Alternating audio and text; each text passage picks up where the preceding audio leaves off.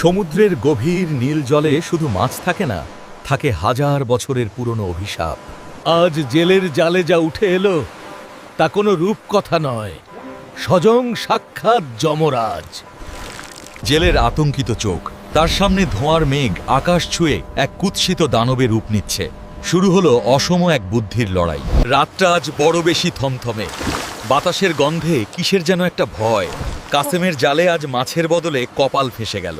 কাসেম হাসলল, যাক, মাছ না জুটলেও এই তামা বেচলেই তো কয়েক বেলা রাজকীয় ভোজ খাওয়া যাবে। কিন্তু ছিপি খুলতেই পচা গন্ধে দম আটকে এলো। কালচে ধোঁয়া মেঘের মতো কুণ্ডলি পাকিয়ে আকাশ ঢেকে ফেলল। দৈত্য গর্জন করে আকাশ বাতাস কাঁপিয়ে দিল। আমাকে কারাগার থেকে মুক্ত করেছে। দৈত্যটি কাসেমকে তার বিশাল থাবা দিয়ে তুলেছিল। তার বিকট হাসিতে সমুদ্রের ঢেউ উত্তাল হয়ে ওঠে। কাসেম বলল, দয়া করুন মালিক, আমি তো আপনার পরম বন্ধু।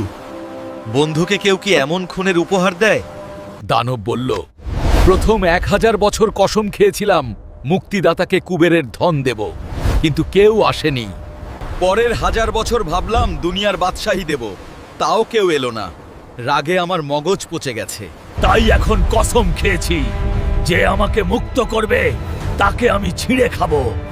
তোর শেষ ইচ্ছা কি বল? কাসেম হুট করে শান্ত হয়ে গেল। সে চতুর চোখে দানবের দিকে তাকালো। হুজুর, আপনি কি সত্যই সেই বড় দানব, নাকি স্রেফ জাদুকরি কোনো ভেলকি? দানব থমকে গেল। সে অবাক হয়ে শুধালো, আমি ভেলকি? রে বেয়াদব, আমি এই দুনিয়ার সেরা জিন। কাসেম বাঁকা হাসল। হুজুর, লম্বা চওড়া কথা তো সবাই পারে, কিন্তু এই ছোট্ট বোতলে আপনার মতো পাহাড় সমান দেহ ধরবে? রে অবিশ্বাসী, আমি এই বোতলেই বন্দী ছিলাম। নিজের চোখেই তুই তোর মরণ দেখবি। কাসেম বলল, কসমিন কালেও না। প্রমাণ ছাড়া আমি এক বিন্দুও বিশ্বাস করি না। ভেতরে ঢুকে দেখান। দানব তার সত্যতা প্রমাণ দিতে মরিয়া হয়ে উঠল। সে ধোঁয়া হতে শুরু করলো। দানব বলল, দেখ তবে আমার কুদরত। দানব আবার ধোঁয়ার কুণ্ডলি পাকিয়ে বোতলের মুখে সরু সুতোর মতো ঢুকতে শুরু করলো। পুরো দানবটি যখন বোতলের ভেতর, কাসেম এক ঝটকায় সেই সীসার সিলমোহরটি বোতলের মুখে বসিয়ে দিল। সলোমন রাজার পবিত্র সিলমোহর আবার আটকে গেল। দানব এখন বন্দী। কাসেম একগাল হেসে হাঁপ ছাড়ল। বোতলের ভেতর থেকে দানব মিনতি করছে, এই মামা, আমি তো ইয়ার্কি করছিলাম। কাসেম বলল, হুজুর, আপনি তো বেঈমানি করেছেন। যে জীবন দেয় তাকে আপনি মারতে চেয়েছেন। দানব গর্জে উঠল, আমি তোকে অভিশাপ দেব। কাসেম হাসল, আপাতত আপনার ঠিকানা সমুদ্রের অতল তল। কাসেম বলল, 3000 বছর পর বের হয়েও কৃতজ্ঞতা শেখেননি? তবে এবার আরও 10,000 বছরের জন্য তৈরি হন। বোতলটি বাতাসের বুক চিরে গিয়ে পড়ল মাঝ দরিয়ায়।